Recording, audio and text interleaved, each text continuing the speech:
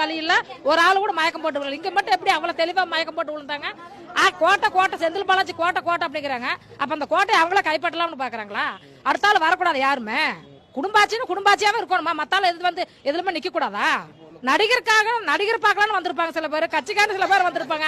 ஒரு ஆர்வத்துல அவங்கள போய் படத்தில் நடிக்கிற வர்றாங்க அப்படின்னு சொல்லி பாக்குறது கூட வந்திருப்பாங்க. அதுக்காக இந்த மக்கள் இப்படி பாதிக்கப்பட்டது பரவாயில்லைங்களா? இதுக்கு இவருக்கு சம்பந்தமா இல்லையா?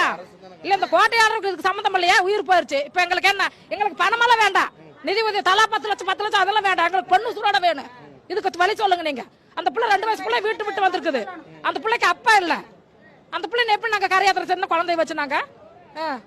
இப்படி பண்ணிட்டாங்க, சதி பண்ணிட்டாங்க. பரவாயில்லைங்களா? விஜய் அதாவது வந்துங்க, அவர் பேச 10 நிமிஷத்துல இருக்கவே கரண்ட் கட் ஆகுது. கரண்ட் கட் ஆனது அப்பவே ஆம்புலன்ஸ் ரெடியா நிக்குது. எதுவுமே இல்லாத அசம்பிள் ஆகிற இடத்துல 40 ஆம்புலன்ஸ் எதுக்கு வந்து நிக்குது? ஒண்ணுமே பிரச்சனை இல்லப்பா. நல்லா பேசிட்டு இருக்கிற எதுக்கு 40 ஆம்புலன்ஸ் வந்து நிக்குது? சந்தேகப்படுற மாதிரி இருக்குது. தண்ணி பாட்டில் வீசுறாங்க, அந்த தண்ணி பாட்டில் கொடுத்து எல்லாம் மயக்கம் போட்டு விழுகிற மாதிரி விழுறாங்க. கூட்டத்தில் அதிகமா போட்டு நெரிசல்ல போட்டு மிதிச்சுட்டாங்க. மிதிச்சா என்ன உசுரதான் போக செய்யும்? இந்த மாதிரி அசம்பாதம் நடந்திருக்குது.